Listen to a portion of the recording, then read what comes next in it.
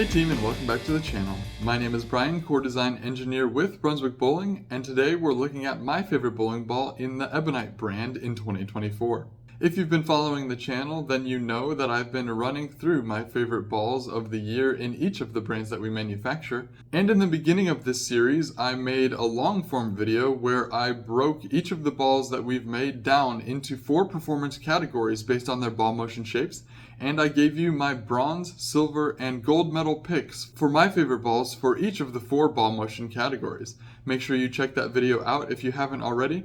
But today we're giving a little more detail to the brand of Ebonite, and I'm giving you my favorite ball of the year for the brand. First, some honorable mentions. We're going to give a shout out to the Real Time. The Real Time is new to the scene, but it has been an amazing performer right out of the gate. It looks good in terms of colors and its shiny box finish, but it also performs really well. Bear in mind, this is a mid-performance ball for Ebonite, and the mid-performance price point for Ebonite is actually even $10, $15 cheaper than some of the mid-performance products of our other brands. We're looking at being $15 to $50 cheaper than our competition for bowling balls that it is up against, and even still, it holds its own in this performance category. It's clean through the front part of the lane and back ends as much as you expect a strong, shiny, pearl symmetric bowling ball to back end. When there's enough friction on the back of the lane, then this one is not going to disappoint, and for that reason it gets an honorable mention.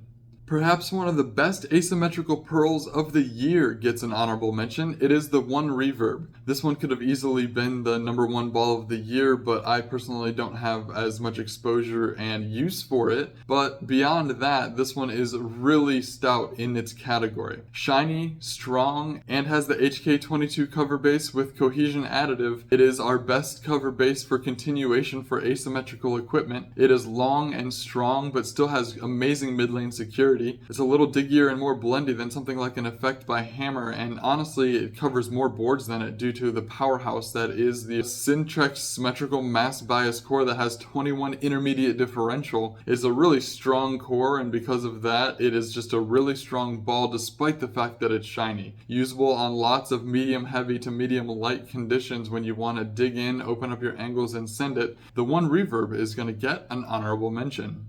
My ball of the year for Ebonite, and honestly a strong contender for ball of the year for all of our brands, is the Gamebreaker 5.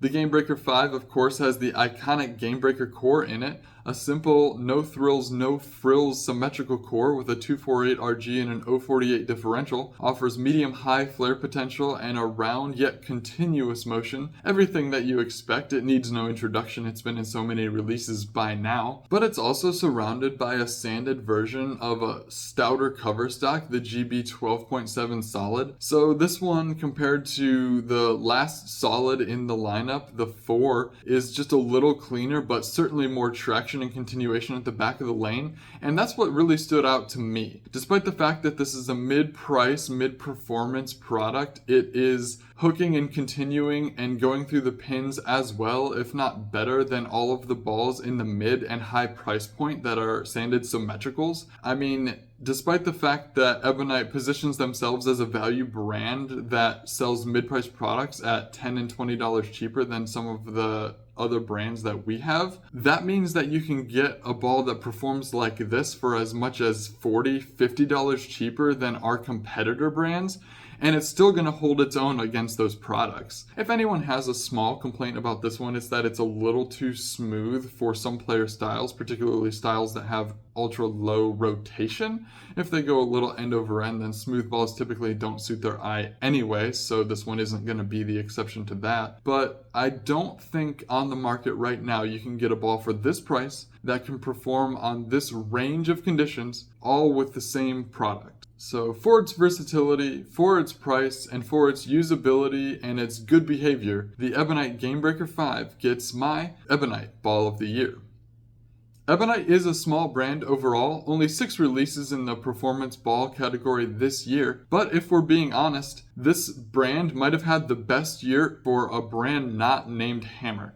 I mean, if you think about it, the 3 balls that I just listed are incredible performers, and the ones that I didn't list as honorable mentions are not that far behind them in performance. And it's not that they don't perform, it's that maybe they perform on more specific oil conditions or at more specific times of the day during breakdown. But there wasn't a bad product of the 6, and 2, arguably 3 of these balls are up there in the running for ball of the year across all of the brands, bar none. So if you haven't looked at the Ebonite brand in a while, maybe take a look for the performance that you get for the price. If you're already following my channel, thank you. If you haven't already, what are you waiting for? Hit the like and subscribe button. Don't forget to follow me here on YouTube and on Facebook at Buckosh. I make new videos every time we have a new core release in the brands of Brunswick, and right now I'm right smack dab in the middle of my video series highlighting my ball of the year for each of our 7 brands. So make sure you tune in next time where we're talking about the Trek brand.